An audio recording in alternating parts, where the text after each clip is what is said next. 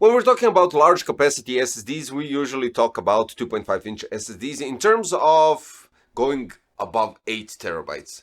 So this one right here has the possibility to go to 15.2 terabytes, even though I don't think I saw it on their official website, but I did scroll the web and search the web and find out that it actually did exist at some point. Did they remove it or something like that? I can't guarantee that I have the information about it. Regardless of that, TEAMGROUP QX 4TB 2.5-inch SSD that read speeds go up to 560 megabytes per second, while the write speeds go up to 500 megabytes per second.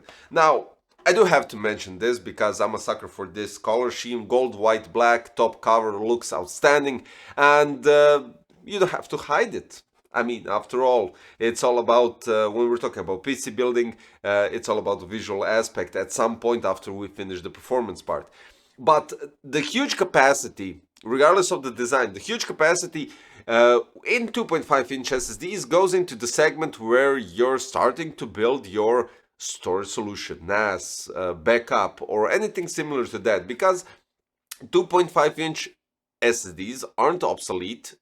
Hard drives are still used in NAS or some huge environments like servers or stuff like that, but the 2.5-inch are also used in that environment as well. And because they don't have any mechanical stuff inside their flash, you can use them much more, not durable, but much more stable in terms of not being able to have some mechanical issues in your storage solution. So these ones are starting, we're shifting the storage now. We're shifting from hard drives to 2.5-inch SSDs, then we're going to M.2, and I know most of you guys do have 2.5-inch. Regardless of that, some of you still are on 2.5-inch, and I understand why. We don't have to go into that discussion, but we're shifting the SSDs, we're shifting the storage, and these ones can be nicely used in the large capacity storage solutions for your home. Or if you decide to go for a small office, that's also viable. So yeah, it goes into that segment. Now let's check out the specs. We have smart dual cache for powerful performance. When they stated a monster that can defeat mechanical hard drives, that's definitely true, but powerful performance comparing to other 2.5-inch SSDs, we're going into the segment where the read speeds are, as already stated, 560 megabytes per second, while the write speed is 500. So it's a bit above, but nothing drastical, and you can't get 1 gigabyte per second read-write speeds with 2.5-inch SSD. But okay, it doesn't matter. Supports SLC Caching technology and has low-density parity check code, which is a type of linear block code which can be used to correct errors during the file transfers, which is really good. And garbage collection, which is a space management mechanism that kind of processes the relocating data in one location of NAND flash to another and erasing useless data. This is really cool and kind of prolongs the performance of the SSD and life, so that's also outstanding. Now we have 3D QLC flash memory, 1000 TBW and 1.5 million hours mean time before failure.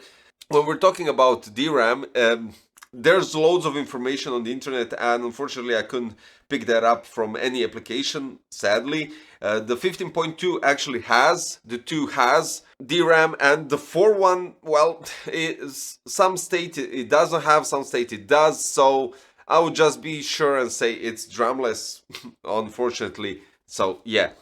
For the benchmarks, so TEAMGROUP QX 4TB 2.5-inch in AS SSD read speeds go up to 488.8 megabytes per second, write speeds go up to 470.30 megabytes per second. Autodisk benchmark read speeds go up to 520.7 megabytes per second, write speeds go up to 476.47 megabytes per second.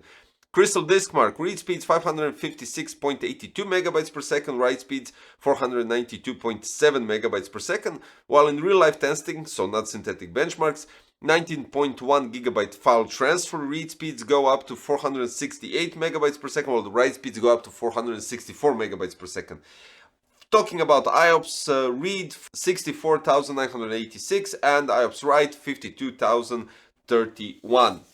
All in all, what I can say is when we're talking about 2.5-inch and large capacities, this is where they can shine in this period of time. I mean, let's be honest, if you're upgrading from hard drives to 2.5-inch SSDs, then they make sense. This is a good upgrade for those kind of scenarios, or additional backup or additional storage or anything similar to that in your PC. But you can grab, if there's a possibility for you to grab 2 or even 3 of these, place them in a NAS that supports write fields, and have a decent solid storage solution that will give you some confidence that your files are backed up properly. So that's that. This is the only thing that I see 2.5-inch heading in that direction. So they are used in enterprise. 2.5-inch SSDs in general, and they're specifically designed for that, are used in the enterprise environment.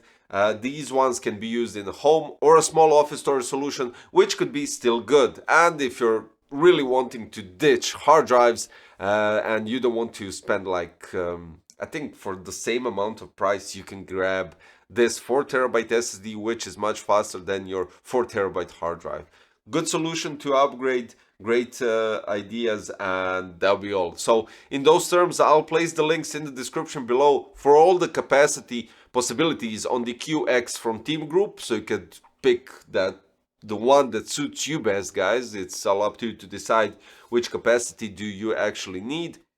And if this video helped you in any way, don't forget to subscribe, hit the like button, and click the notification bell for future content, and I'll be seeing you then. Thanks for watching, guys. See you next time. Bye.